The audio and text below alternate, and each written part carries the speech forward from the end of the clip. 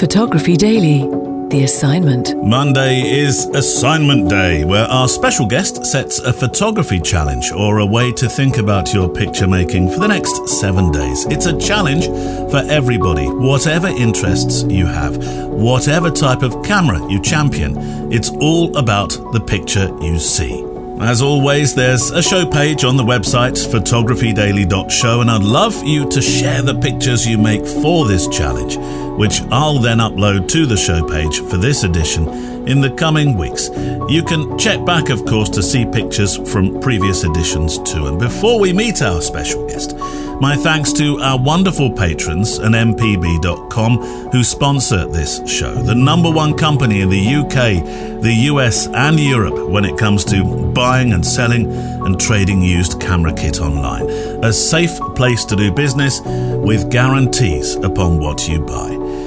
Looking ahead to Friday's Photo Walk show, there are two guests. Jason Florio, a photojournalist we've spoken with a few times now for his work on the Mediterranean rescue ships and that powerful day's story from being so very close to the Twin Towers as they fell in New York on that fateful September morning in 2001.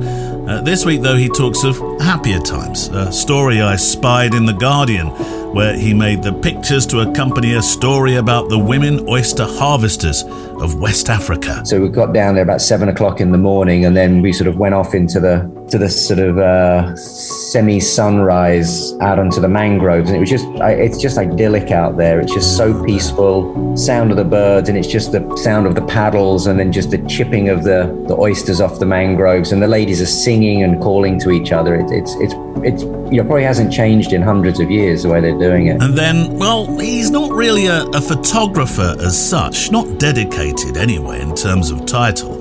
But making pictures is a part of his remit as he sleeps under the stars in nothing more than a bivvy bag, something he's been doing for decades now. The very English Ronald Turnbull on the wonder of being truly at one with nature. It's just very nice to be on top of a mountain, especially if you're fairly fit. Yeah. Clambering over the rocks and having the rain falling in your hair and seeing the great views, or just looking at the inside of the cloud like I was on Monday. My guests then for this Friday's 300th edition of the show, Jason and Ronald. It's our Photo Walk edition, but 300, yes, 300. A number proudly reached because of, well, one person, you, for lending me your ears. If you weren't there, it'd be a very quiet walk. Just me. Well, just me now talking with Sir Barkalot, actually, who, truth be known, isn't the greatest listener, especially when there's another dog or a pigeon to chase off. Each Monday for these assignments, I make a show page which becomes populated with the pictures that you make in response to the challenge. I try to stay as up-to-date with your entries, though there is sometimes a few days between receiving a picture and the posting of it, but it will be there.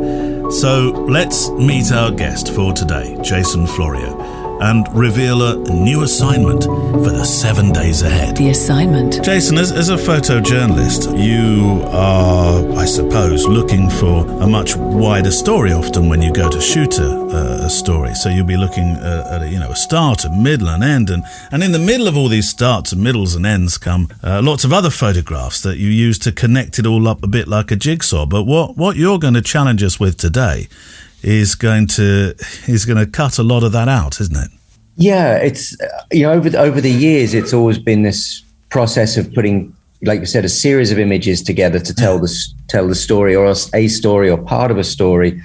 I was working on a project a little while ago with portraits, and I felt that for people that didn't know the place, I thought it was important to not just to show the face, but to show the place. But the portraits were all made in people's homes, but I wanted to show kind of the exterior in a way. So I started looking at images that gave a sense of the environment as well. And I thought the only way to do that is to make diptychs out of them.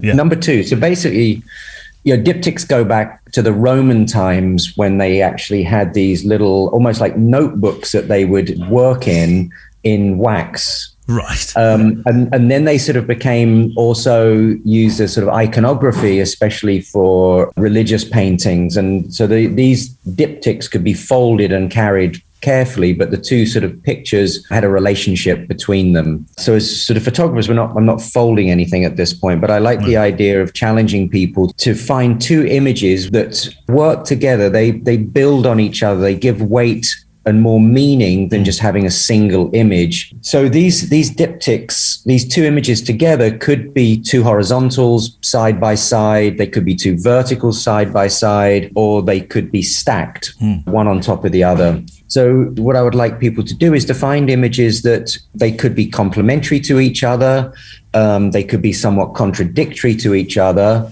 or you could be looking at ways of presenting the same situation from two different perspectives. And that could be, say, from an emotional side. Maybe you take a portrait of someone in a sense of a solemn state. And then the contrasting one is another side of their character in a state of elation or something. I mean, that's a little bit obvious, but I like the idea of these two images charging each other. The two images are almost having a conversation with each other and creating kind of a mini story as such. Does a diptych have to be made within, let's put an arbitrary time on it, of 10 minutes because you're trying to get a relationship with one thing or another, or can it be an object that just feeds into an object you see even a week later? Absolutely, yeah. I think the idea, when I worked on these diptychs with the portraits, which were paralleled with a shot of an environment where maybe the situation had happened. It was work I was doing with the victims here in Gambia. And what I did was I went to the sites of where some of the incidents happened and used those as sort of another layer to the story. So it's almost like instead of just focusing on a single image, you're kind of dancing between these two images, and one is kind of building on the other one. It could be, you could make a portrait of a person, and next to them you have something that's a place that's maybe sacred or special to them in some way. We're talking about portraits here, although you've got me thinking now, Jason, of shapes. I saw a wonderful diptych in an exhibition where at first I thought the photographer had matched a white ball on grass on the left with the moon on the right, which wouldn't necessarily have had a relationship, bar just the shape. But when I stood before the picture, the partnership of the two pictures became far clearer and cleverer.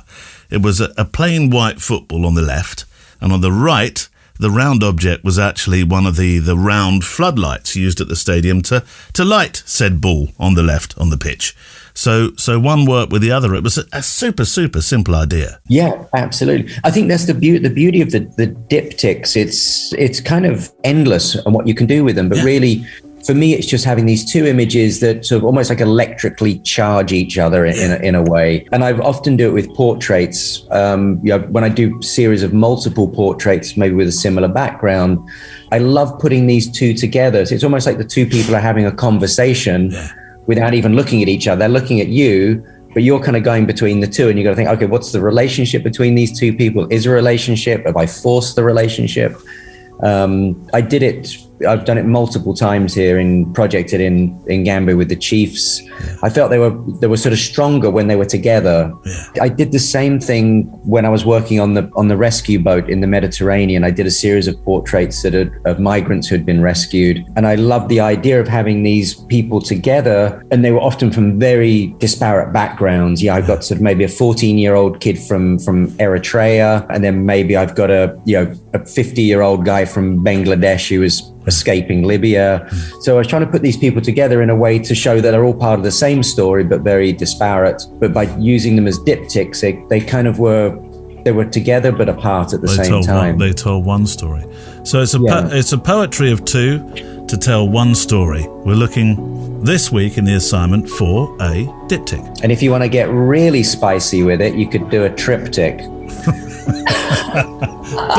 Don't start that. Let's start with two. And that's our challenge for this week. I'll be delighted to see what you produce and would love to show them on today's corresponding show page on the website photographydaily.show. Music on the show is from artlist.io, production assistance from Neil Ford, Emily Renier, and also now Andrea Gilpin, for which I'm very grateful. And I look forward to photographing with you, hearing from you and talking with you on the photo walk. The Assignment is a Loading Zone production.